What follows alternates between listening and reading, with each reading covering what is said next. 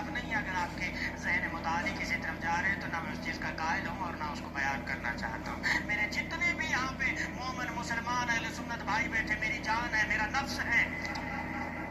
ہاں, چونکہ مقام معظم رابری فرماتے ہیں ہم دو قالب ایک جان ہے. اہل سنت بھائی ہمارے بھائی ہیں, ہمارے اسلام کی پہچان ہے, کلمہ لا الہ کی تقویت ہے.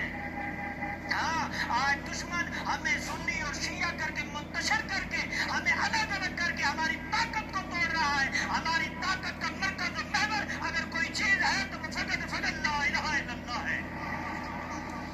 ہاں, کسی کو کوئی حق نہیں پہنچتا.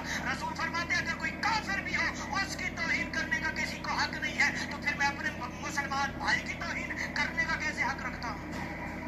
کسی کو کوئی حق نہیں پہنچتا. انما الاعمال بالنیات, انسان کے اعمال کا دار مدار اس کی نیت کے اوپر ہے.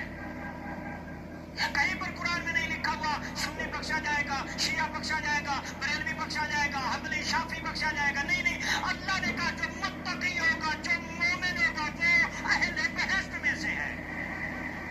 ہاں, لیکن یہ ضرور کہوں گا کہ میرے ایمان کی تقویت کی علامت ہے ولایت علی.